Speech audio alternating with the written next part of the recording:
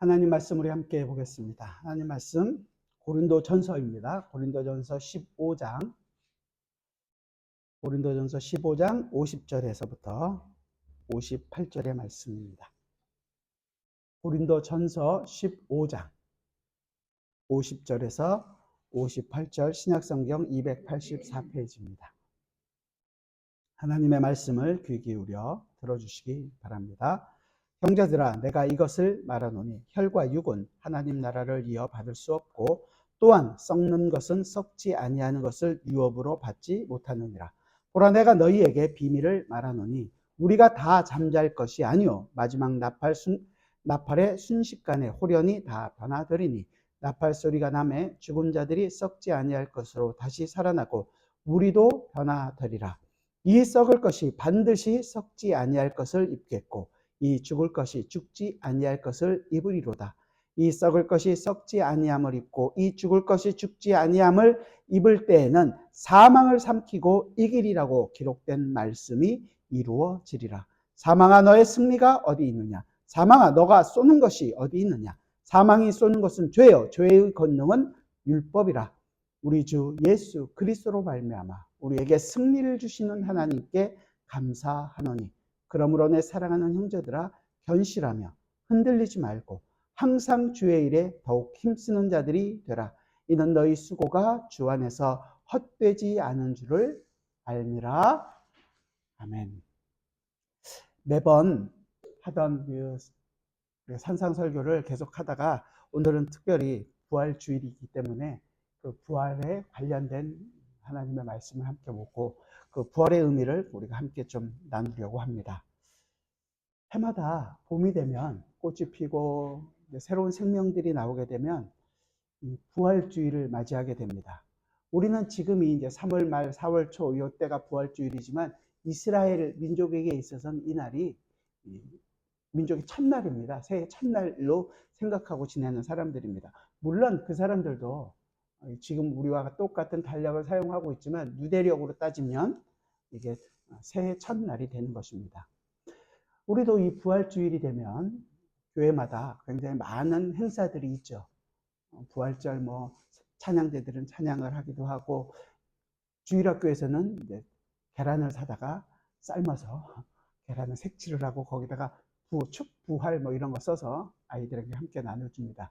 그 의미가 뭔지도 알지도 못하고, 저도 어렸을 때 잘 못 먹으니까 계란은 귀한 음식 중에 하나였으니까요. 그때도 저 친구들 많이 불러서 계란 나눠주고 그랬던 기억이 있습니다.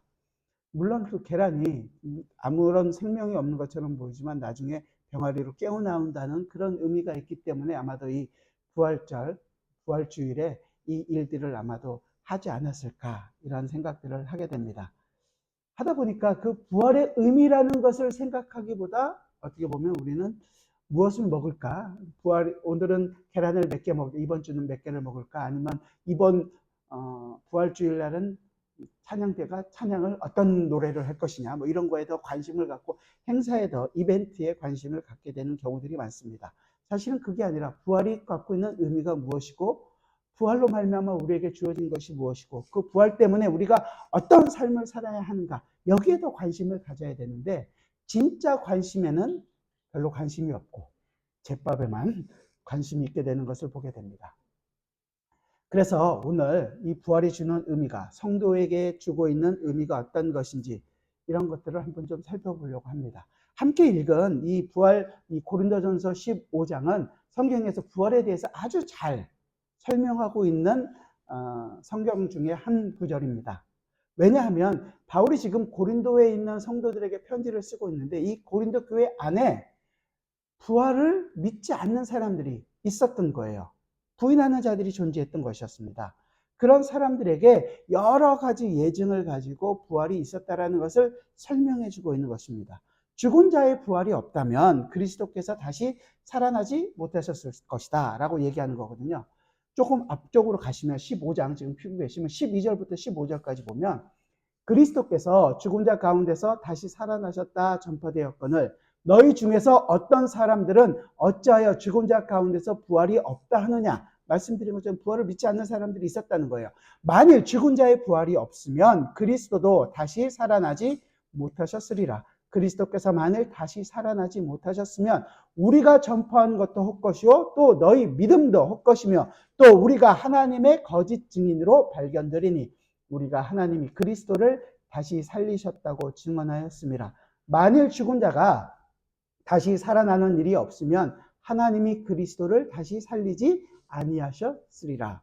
여기서 본 것처럼 부활이 없다면 뭐예요? 사도들이 전한 모든 복음이 헛것이며 그 믿음도 헛것이며 거짓 증인으로 살고 있는 것이고 여전히 죄 가운데 살 것이라고 지금 바울은 이야기하고 있는 것이에요. 그래서 예수 그리스도를 믿는 자에게는 죽은 자의 부활이 없다면 이 세상에서 가장 불쌍한 사람이라고 계속 이어서 얘기합니다. 17절부터 19절인데요.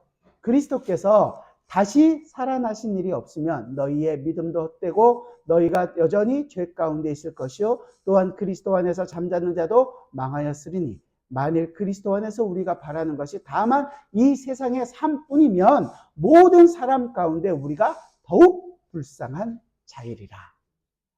왜 바울은 불쌍하다고 얘기할까요? 이 세상의 영광을 구하지 않고 우리는 살기 때문입니다. 우리는 어떤 영광을 구합니까? 하나님 나라의 영광을 구하고 살아가는 거잖아요.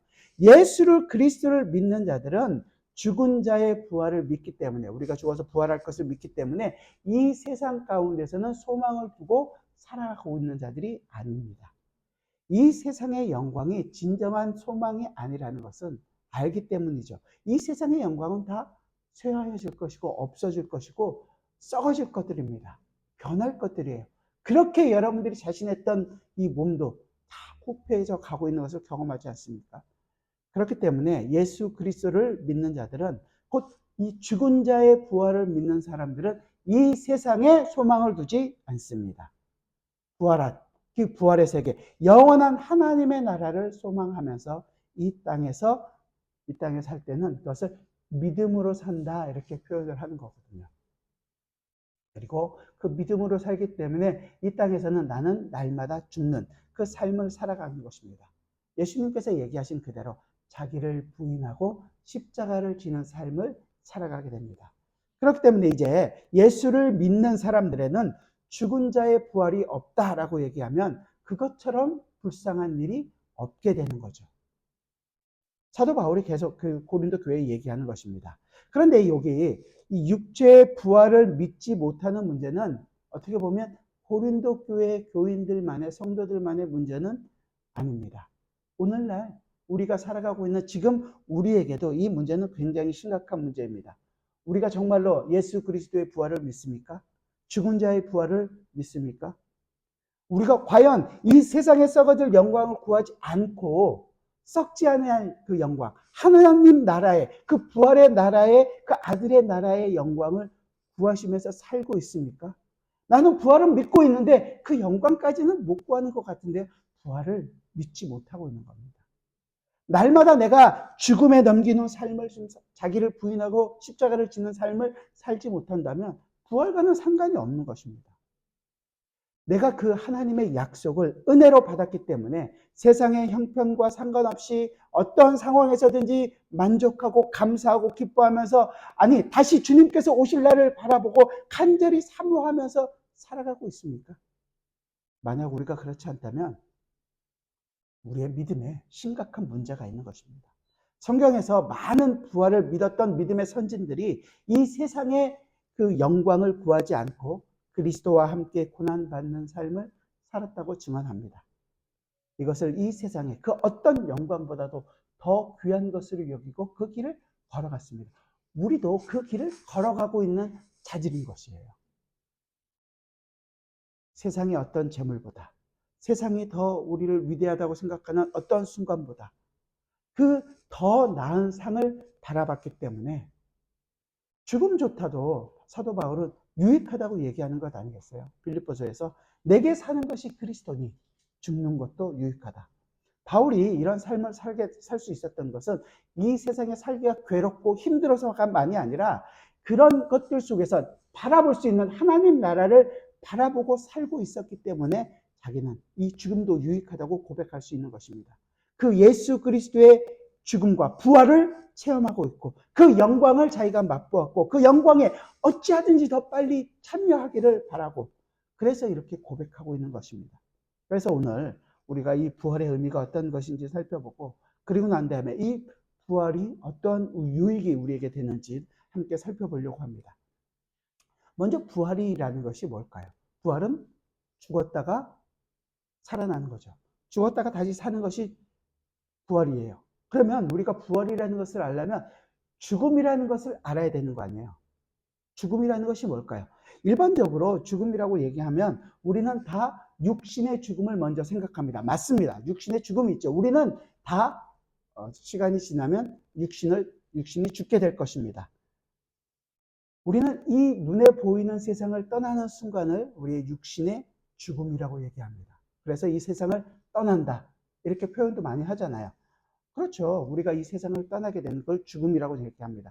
이 떠난다는 생각을 한다면 떠난다는 것이 이 죽음에서 굉장히 중요한 의미를 갖고 있다면 우리는 조금 더 생각해 볼 부분이 있습니다. 왜냐하면 눈에 보이는 이 세상을 떠나는 거지만 눈에 보이지 않는 하나님의 나라에서 떠났던 적이 있었거든요.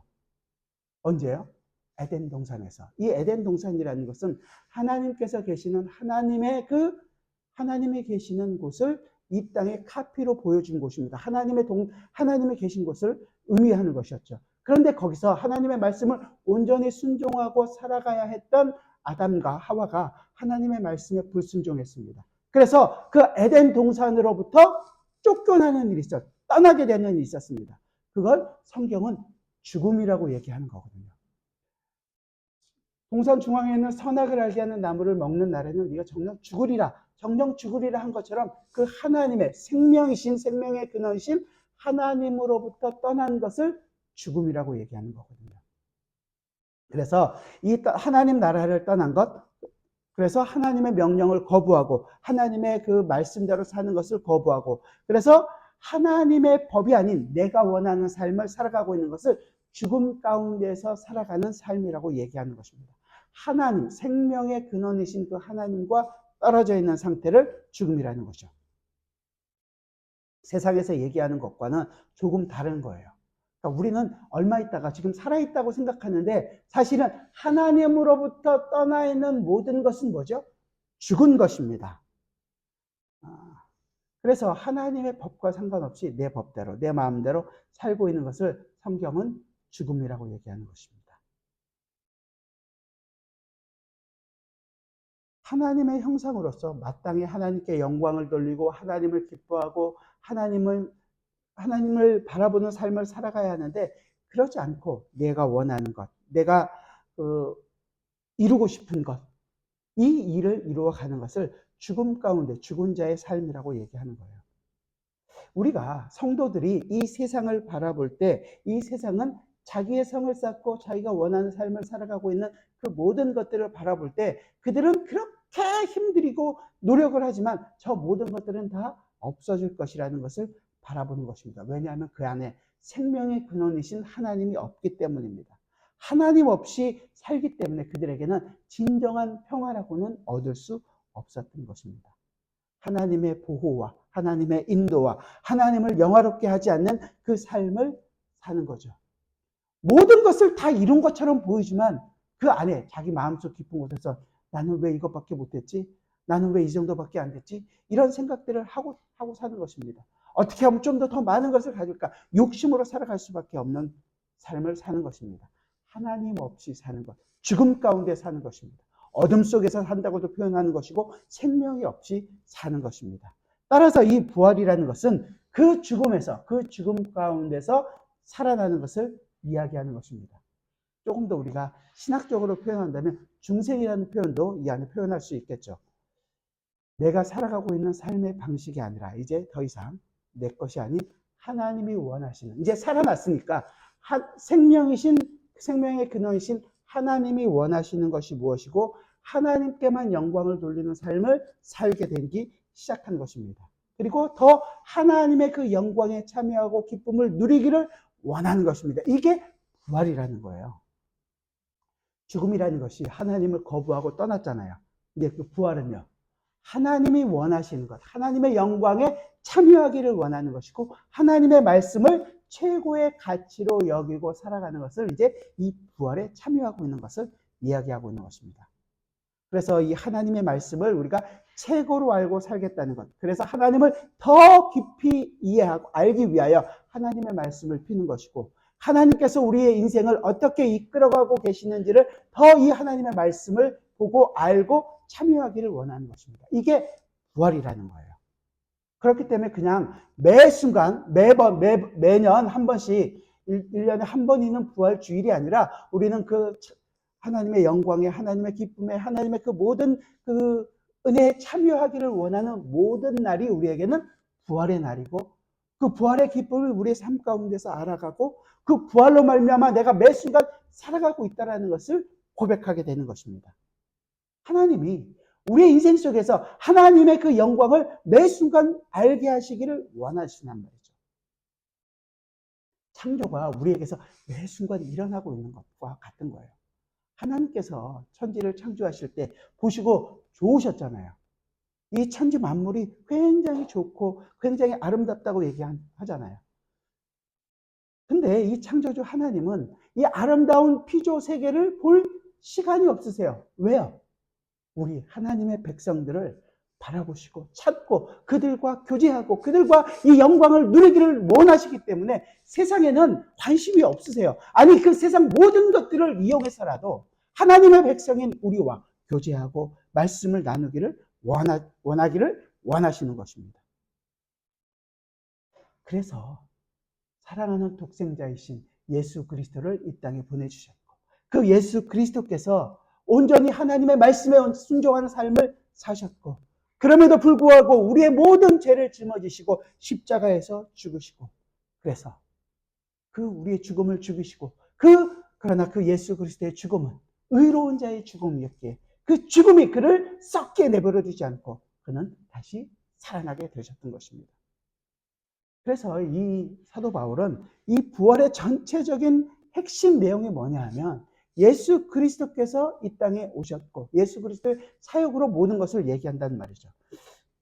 앞쪽으로 본문 15장 앞쪽에 하시면 3절과 4절인데요. 3절과 4절을 보면 이렇게 얘기합니다. 내가 받은 것을 먼저 너희에게 전하노니 이는 성경대로 그리스도께서 우리 죄를 위하여 죽으시고 장사 지낸 바 되셨다가 성경대로 사흘 만에 다시 살아나사 예수님께서 이 땅에 오셔서 성경대로 우리 죄를 위하여 죽으시고 성경대로 다시 부활하셨단 말이죠. 그것이 되셨다. 그래서 예수 그리스도께서 우리의 부활의 첫 열매가 되셨다는 것입니다. 그리고 이제 우리는 성도들은 그 열매를 이어서 부활의 둘째, 셋째, 넷째 이런 열매들이 우리로 하여금 자라가게 하신다는 거예요. 그렇게 부활한 성도는 이제 어떻게 살아야 하는가를 사도 바울이 당부하는 부분이 오늘 15장 35절부터 38절의 내용입니다. 35절부터 보면 누가 묻기를 죽은 자들이 어떻게 다시 살아나며 어떠한 몸으로 오느냐 하리니 어리석은 자여 내가 뿌리는 씨가 죽지 않으면 살아나지 못하겠고 또 내가 뿌리는 것은 장래의 형체를 뿌리는 것이 아니요 다만 밀이나 다른 것의 알맹이 뿐이로되 하나님이 그 뜻대로 그에게 형체를 주시되 그 종자에게 그 형체를 주시느니라. 그래서 자신이 그리스도와 함께 죽은 자가 되어야 된다는 거죠. 또한 그리스도와 함께 그때 함께 살아난 자가라는 사실이라는 거예요. 우리가 함께 죽지 않으면 죽은 자라는 것을 그리스도와 함께 죽은 자라 말미암아 그리스도와 함께 살아가는 자가 되었다라는 것을 얘기해 주고 있는 것입니다. 그것을 모르면 아까 읽은 대로 불쌍한 사람이라는 거죠. 세상에 손가락질을 하는 미련한 자들이 될 거라고 얘기하는 거예요. 하지만 우리에게는 이 예수 그리스도의 죽음과 이 예수 그리스도의 다시 살아나심에 참여하게 되는 것이 우리의 가장 큰 자랑이고 참 유익이라는 것을 알기에 우리는 이 그리스도와 함께 죽고 그리스도와 함께 사는 삶을 주저하지 않고 살아가게 되는 것입니다. 그리고 나서 이제 오늘 본문에서 말하는 부활이 어떤 우리에게 주는 유익이 무엇인지 함께 살펴보기를 원합니다. 50절 말씀을 한번 볼까요? 오늘 본문 50절 같이 한번 읽어봅시다. 50절입니다. 시작. 형제들아 내가 이것을 알았으니 혈과 육은 하나님 나라를 이어받을 수 없고 또한 썩는 것은 썩지 아니하는 것을 유업으로 받지 못하느니라. 사도 바울이 혈과 육은 하나님의 나라를 유업으로 받지 못한다고 얘기해요. 여기서 얘기하고는 혈과 육이라는 것은 우리 인간이 가지고 있는 인간의 전 존재, 우리가 지금 살고 있는 이거 얘기하는 거죠. 이미 죄로 인하여 사망 가운데 살고 있는 우리 인간은 우리 스스로의 노력으로는 결코 하나님의 나라를, 우리가 지금 살아가고 있는 이것으로는 하나님의 나라를 유업으로 받을 수가 없습니다. 사도 요한은 그래서 1장에서 이렇게 얘기해요. 사도 요한복음 1장에서 참 빛 곧 세상에 와서 각 사람에게 비추는 빛이 있었나니 그가 세상에 계셨으며 세상은 그로 말미암아 지은 바 되었으되 세상이 그를 알지 못하였고 자기 땅에 오매 자기 백성이 영접하지 아니하였으나 영접하는 자 곧 그 이름을 믿는 자에게는 하나님의 자녀가 되는 권세를 주셨으니, 그래서 예수님께서 이 땅에 오셨지만 아무도 영접하지 않았다. 그러나 영접하면 하나님의 자녀가 되는 권세를 줄 것이다. 전도하면서 우리가 많이 써먹는 구절이기도 합니다. 하지만 이게 하나님의 아들의 권세가 주어지기에 하나님 나라를 우리가 유업으로 받는 건데, 이 전도에서 우리가 받아들일 수 있다고 얘기하니까 이게 참 어려운 거예요. 왜냐하면 바로 13절에서 뭐라고 얘기하냐면 이는 혈통으로나 육정으로나 사람의 뜻으로 나지 아니하고 오직 하나님으로부터 난 자들이니라. 우리의 육이나 우리의 혈통이나 육정으로 되지 않는다는 거예요. 사람의 뜻으로 되지 않는다는 거예요. 우리가 전했기 때문에, 내가 믿었기 때문에 라는 조건으로 얘기할 수 있는 근거가 하나도 없다라는 것입니다. 어떻게 그러면 구원을 얻습니까? 사람으로 할 수 없으되 하나님은 하신다. 하나님께서 하신다는 거예요. 오늘 아까 우리가 신앙 고백한 것처럼 하나님께서 하나님의 백성 그들만을 부르셔서 그들에게 믿음을 허락하신다는 거예요. 마태복음에서 19장에서 예수께서 그들을 보시며 이르시되 사람으로는 할 수 없으나 하나님으로서는 다 하실 수 있느니라. 하나님께서 하신다는 거예요. 이 얘기가 어디서 나오는 거냐면 부자 청년과의 대화에서 나오는 거예요. 부자 청년 얘기하시면서 제자들에게 진실로 너희에게 이르노니 부자는 천국에 들어가기가 어려우니라 얘기하는 거죠. 제자들이 깜짝 놀랐습니다. 왜냐하면 부자는 당시 구약으로 생각이 되기 때문에 하나님의 은혜를 입어서 부자가 되는 것이기 때문에 당연히 마땅히 하나님 나라에 갈 수 있다고 다들 생각하고 있었는데 예수님께서 부자가 천국에 들어가는 것이 어렵다라고 얘기하는 거예요. 낙타가 바늘귀에 들어가는 것이 부자가 하나님 나라에 들어가는 것보다 쉽다고 얘기하는 거거든요. 깜짝 놀랄 수밖에 없습니다. 그러면 누가 구원을 받을 수 있습니까? 아니, 부자는 당연히 구원을 받아야 되는데 그가 구원을 받지 못한다면 그렇다면 누가 구원을 받을 수 있겠습니까? 거기에 대해서 예수님께서 제자들에게 얘기하는 거예요. 사람으로서는 할 수 없지만 누가 한다고요? 하나님으로서는 다 했다. 하나님께서 하신다는 얘기를 하는 것입니다. 곧 이 얘기는 우리가 가지고 있는 혈과 육은 하나님의 나라를 유업으로 받을 수 없다라는 것이죠. 썩은 것은 썩지 않을 것을 유업으로 받지 못합니다. 그러나 하나님은 하신다는 거죠. 우리 인간이 다 이 혈과 육을 가진 사람입니다. 범죄한 아담 이후에 모든 인간은 다 썩어진 것입니다. 아무리 좋은 것을 먹고 우리가 아무리 좋은 것을 몸에 바르고 치장을 하고 관리를 한다고 해도 죽게 될 것이고 죽게 되면 결국은 썩어지게 될 것입니다. 그렇게 부활을 증거했던 다윗 왕도 결국 죽었고 그도 썩었습니다. 그러면 도대체 누가 썩지 아니함을 입을 수 있을까요? 오늘 다시 고린도전서는 주보를 끄시고 사도행전으로 한번 가볼까요? 사도행전 13장입니다. 사도행전 13장 신약성경 210페이지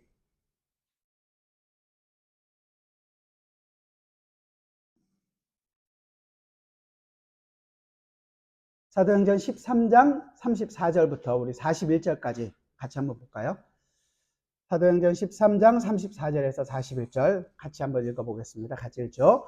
또 하나님께서 죽은 자 가운데서 그를 일으키사 다시 썩음을 당하지 않게 하실 것을 가르쳐 이르시되 내가 다윗의 거룩하고 미쁜 은사를 너희에게 주리라 하셨으며 또 다른 시편에 일렀으되 주의 거룩한 자로 썩임을 당하지 않게 하시리라 하셨느니라. 다윗은 당시에 하나님의 뜻을 따라 섬기다가 잠들어 그 조상들과 함께 묻혀 썩음을 당하였으되 하나님께서 살리신 이는 썩음을 당하지 아니하였나니 그러므로 형제들아 너희가 알 것은 이 사람을 힘입어 죄 사함을 너희에게 전하는 이것이며 또 모세의 율법으로 너희가 의롭다 하심을 얻지 못하던 모든 일에 이 사람을 힘입어 믿는 자마다 의롭다 하심을 얻는 이것이라. 그런즉 너희는 선지자들을 통하여 말씀하신 것이 너희에게 미칠까 삼가라. 일러스되 보라 멸시하는 사람들아 너희는 놀라고 멸망하라. 내가 너희 때를 당하여 한 일을 행하리니 사람이 너희에게 일러줄지라도 도무지 믿지 못할 것이라 하였느니라 하니라. 이 말씀은 사도 바울이 비시디아 안디옥에서 복음을 전할 때 했던 설교 내용입니다. 이 거룩한 자로 썩임을 당하지 않게 한다는 예언했던 이 다윗은 읽은 그대로 무덤에 묻혔고 썩었지만 이분 예수 그리스도는 하나님께서 다시 살리심으로 썩임을 당하지 않았습니다. 이 분이 살려주는 영이 되셔서 그를 힘입어서 우리가 죄 사함을 입게 되었다라고 지금 사도 바울은 이야기하고 있는 것입니다. 모세의 율법으로 의롭다함을 얻지 못하던 자들이 이 예수님을 힘입어서 의롭다함을 입었습니다. 그 율법이 우리를 정죄하고 율법 때문에 우리가 죽어 마땅하다는 것을 알게 됐지만 예수 그리스도께서 그 율법의 모든 요구들을 완성하셨기 때문에 이제 그 예수 그리스도를 힘입어 우리가 의롭다함을 일컬음을 받게 되었다는 것입니다. 이 말씀을 믿지 못하는 자들이 있다는 것을 선지자들이 이미 예언했다는 거예요. 41절에서 일러스되 보라 멸시하는 사람들아 너희는 놀라고 멸망하라. 내가 너희 때를 당하여 한 일을 행하리니 사람이 너희에게 일러줄지라도 도무지 믿지 못할 것이라 하였느니라 하니라. 그러니까 믿지 못하는 사람들이 있다는 거고 이 얘기는 사도 바울이 하박국 선지자의 말씀을 인용한 거예요. 너희에게 이를지라도 도무지 믿지 못할 일이라. 이 구절을 인용해서 지금 얘기하고 있는 것입니다. 이런 일들이 하나님의 말씀을 지금 그대로 다 이루어지고 있다는 것을 사도 바울이 증거하고 있는 것이고 그 일이 지금 우리에게도 일어나고 있는 것입니다. 자, 오늘 본문으로 다시 돌아와 봅시다. 본문 51절부터 53절까지 같이 한번 읽어봅시다. 시작. 보라 내가 너희에게 비밀을 말하노니 우리가 다 잠잘 것이 아니요 마지막 나팔의 순간간에 호련히 다 변화되리니 나팔 소리가 나매 죽은 자들이 썩지 아니할 것으로 다시 살아나고 우리도 변화되리라. 이 썩을 것이 반드시 썩지 아니할 것을 입겠고 이 죽을 것이 죽지 아니함을 입으리로다. 이 비밀이라고 얘기하죠. 비밀이라는 것은 아무나 알 수 있는 것이 아니라 보여줘도 볼 수 없는 것입니다. 왜? 우리가 눈이 멀었기 때문에. 펼쳐 보여줘도 알지를 못해요. 하지만 비밀을 우리가 알게 된 그것을 우리에게 알게 된 것은 이제 우리가 눈을 감고 있었던 그 눈이 띄어졌다는 거죠. 그 은혜를 입은 자만이 눈을 뜬 것이고 그 떴기 때문에 이 비밀을 알게 된 것이고 그 알게 된 자가 믿게 된 것입니다. 그 내용이 뭐냐면 마지막 나팔이 불면 죽은 자들이 썩지 아니할 것으로 다시 살아나고 우리도 순식간에 호련히 변화될 것이라는 내용이에요. 여기서 나팔을 분다는 것은 신호죠. 하늘에서 천사들이 마지막 예수님께서 오실 때 천사들이 나팔을 불게 됩니다. 곧 나팔을 분다는 것은 왕이 행차한다는 왕이 들어오신다는 것을 알립니다. 그런데 이 나팔 소리와 함께 순식간에 우리도 그 성도들의 몸이 부활의 몸으로 영광의 몸으로 우리가 변화될 것입니다. 지금 이 시간에 주님께서 다시 오신다면 우리가 어떻게 될까요? 우리 이 몸 이대로 갈까요? 우리도 몸이 변화되겠죠. 순식간에 변화될 것입니다. 이 몸은 썩을 것이지만 썩지 아니할 것을 입게 될 것입니다. 우리 이 몸은 죽을 것이지만 죽지 아니할 것을 입게 될 것입니다. 그렇기 때문에 성도란 이런 말로 서로를 위로할 수 있는 것입니다. 우리 가운데도 몸이 아프고 힘든 분들이 많이 계실 텐데 진짜로 이 몸이 아니라 영원히 죽지 않고 영원히 썩지 않고 영원히 아프지 않는 그 몸으로 우리가 다시금 변화될 것이라는 것을 알기 때문에 그것을 소망하고 살고 있기 때문에 그것을 바라보고 살아가는 사람들이기 때문에 이 말씀이 우리에게는 진정한 위로의 말씀이 될 수 있는 것입니다. 하지만 세상은요. 자기 힘으로 그 모든 것을 이루려고 하지만 결코 이룰 수 없다는 것 때문에 절망할 수밖에 없는 거죠. 우리의 이 죽을 몸이 주님의 그 재림과 함께 호련히 순식간에 썩지 아니할 그 그리스도의 영광스러운 형상을 입게 될 것입니다. 그러니 성도란 이 세상에서 주님의 날이 임하기를 고대하고 바라보며, 어쩌면 우리는 탄식하지만 그 몸의 구속을 바라보면서 영원한 몸을 입을 것을 바라보고 살아가는 자들이라는 것입니다. 이 세상도 우리가 인간이 타락함으로 말미암아 함께 타락해서 우리의 그 몸의 구속을 원하는 것처럼 신음하고 이 세상도 고통 가운데 살고 있다고 얘기합니다. 그런 속에서 사도 바울이 로마서에서 그러잖아요. 피조물이 허무한데 굴복한 것은 자기 뜻이 아니요 오직 굴복하게 하는 이로 말미암습니다. 바라는 것은 피조물도 썩어짐의 종로 현대사 해방되어 하나님의 자녀들의 영광의 자유에 이르는 것이라. 우리가 영광에 이르는 것처럼 이 모든 피조물들도 그 영광에 참여하게 되기를 원하는 것입니다. 그래서 그들도 탄식하고 기다리는 거죠. 그런데 우리 눈에는 우리에게는 그것이 지금 잘 보이지 않습니다. 우리가 보이지 않는 것을 약속으로 받았기 때문에 그 약속이 분명한지를 우리가 잘 알 수가 없어요. 그래서 기도하는 거죠. 우리는 자꾸만 우리 눈에 보이는 것, 우리 눈에 좋아하는 것, 내가 원하는 것들을 원하기를 원하지만 하나님이 원하시는 것을 그래서 기도한다고 얘기하는 거예요. 그 뒷부분에서 로마서 8장 26절부터인데요. 이와 같이 성령도 우리의 연약함을 도우시나니 우리는 마땅히 기도할 바를 알지 못하나 오직 성령이 말할 수 없는 탄식으로 우리를 위하여 친히 간구하시느니라. 마음을 살피시는 이가 성령의 생각을 아시나니 이는 성령이 하나님의 뜻대로 성도를 위하여 간구하심이니라. 우리가 알거니와 하나님을 사랑하는 자 곧 그의 뜻대로 부르심을 입은 자들에게는 모든 것이 합력하여 선을 이루느니라. 하나님이 미리 아신 자들을 또한 그 아들의 형상을 본받게 하기 위하여 미리 정하셨으니 이는 그로 많은 형제 중에서 맏아들이 되게 하려 하심이라. 또 미리 정하신 그들을 부르시고 부르신 그들을 의롭다 하시고 의롭다 하신 이들을 또한 영화롭게 하셨느니라. 그렇습니다. 성령이 우리의 간구가 아니라 성령이 말할 수 없는 탄식으로 성도 안에서 친히 기도하심으로 성도들로 하여금 합력하여 선을 이루게 하십니다. 그 결과가 하나님이 미리 하신 자들을 부르시고 그 아들의 형상을 본받게 하게 하신다고 얘기하는 거예요. 성령 안에서 우리에게 약속이 주어졌습니다. 그래서 우리를 부르시고 우리를 의롭다 하시고 우리를 마지막 순간까지 영화롭게 하실 것입니다. 그 얘기했던 로마서 8장 30절에 있는 것처럼 미리 아신, 미리 정하신 그들을 부르시고 부르신 그들을 또한 의롭다 하시고 의롭다 하신 그들을 또한 영화롭게 하셨느니라. 이미 우리 안에서 이 영화롭게 된 것들이 말씀을 가지고 있단 말이죠. 하지만 우리가 보는 것은 아직도 우리가 영화롭지 못하고 죄와 싸워야 하는 그 삶을 살아가고 있습니다. 그렇기 때문에 성령이 우리 속에서 탄식으로 기도하시면 그 일을 이루어 가시겠다는 거예요. 그 약속이 이루어지는 날까지 그치지 않고 성령 하나님께서 우리를 이끌어 가시겠다고 얘기하는 것입니다. 언제? 마지막 나팔 소리와 함께 호련히 영광스러운 몸으로 변화되는 그 순간까지 우리는 우리 속에서 탄식하시며 기도하실 것입니다. 그 말씀이 이루어진 것처럼 이 약속도 우리의 인생 속에서 이루어지게 될 것입니다. 오늘 본문 이제 54절부터 56절까지 같이 한번 볼까요? 54절부터 오늘 본문 54절에서 56절입니다. 같이 읽죠.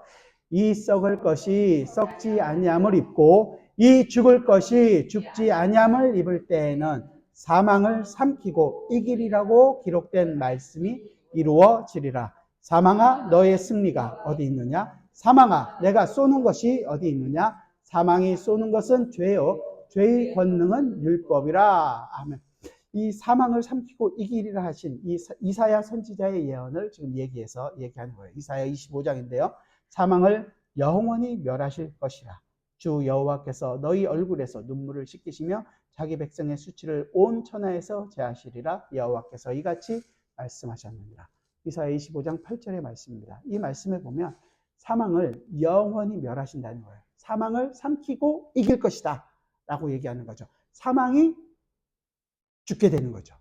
사망이 잡아먹히게 된다는 거예요. 어떻게 해요? 예수 그리스도께서 십자가에서 이미 사망 권세를 이기셨습니다. 창세기 3장 15절에서 얘기하는 거죠. 여자의 후손인 그 예수 그리스도께서 뱀의 머리를 상하게 밟아버리셨습니다. 그 예언이, 그 선지자의 예언했던 그 모든 것들이 이루어졌습니다. 또한 이 얘기는 호세아 13장에 있는 말씀을 이렇게 얘기합니다. 내가 그들을 수월의 권세에서 속량하며 사망에서 구속하리니 사망아 내 재앙이 어디 있느냐, 수월아 내 멸망이 어디 있느냐, 뉘우침이 내 눈앞에서 숨으리라. 이 말씀을 지금 사도 바울이 인용하고 있는 거죠. 사망아 내 재앙이 어디 있느냐, 수월아 내 멸망이 어디 있느냐 한 것을 사망아 너의 승리가 어디 있느냐, 사망아 너의 쏘는 것이 어디 있느냐 라는 말로 응하였다는 것입니다. 사망이 무엇을 향해서 화살을 쏘는 것처럼 얘기해요? 죄를 향해서 쏘고 있죠. 죄가 있는 곳에 뭐가 있는 곳에? 사망이 있습니다. 죄란 하나님을 반역하고 하나님과 원수되어서 하나님과의 관계가 끊어진 그 모든 것, 죄입니다. 그래서 그 죄이기 때문에 그 죄인으로서 우리는 죄를 짓고 매 순간 살아갈 수밖에 없는 자들이 되었습니다. 이 죄로 인해서 아담의 후손인 우리 인간은 죄 가운데서 살아갈 수밖에 없는 자였습니다.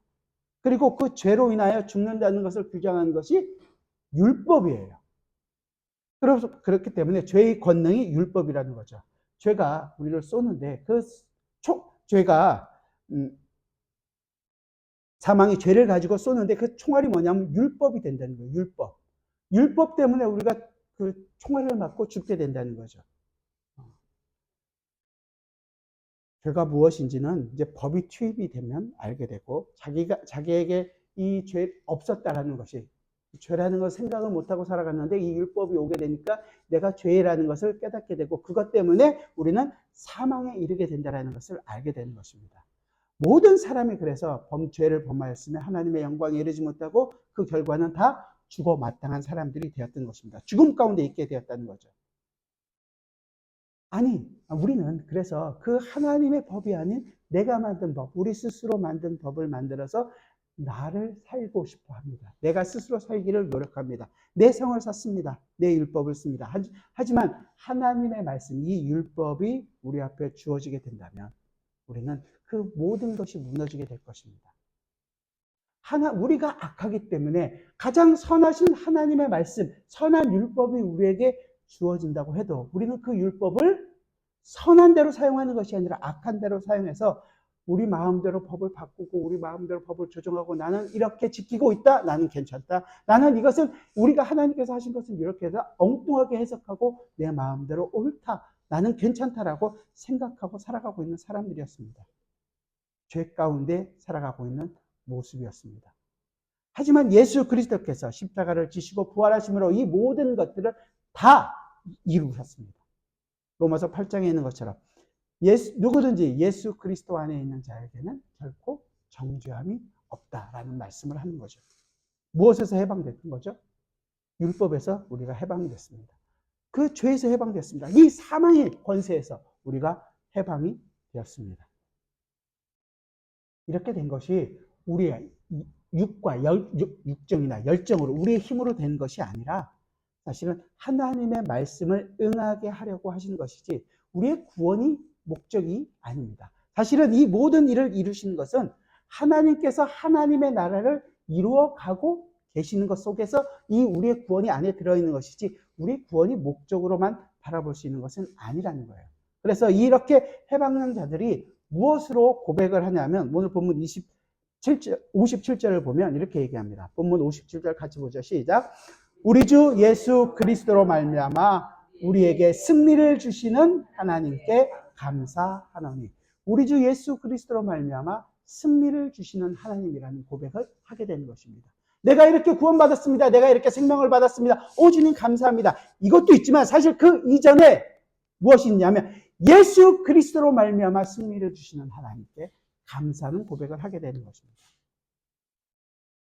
예수님께서 십자가에서 죽고 다시 부활하신 그 예수 그리스도의 생명, 그 예수 그리스도의 그 심장이 이제 우리의 심장에 뛰게 되었습니다.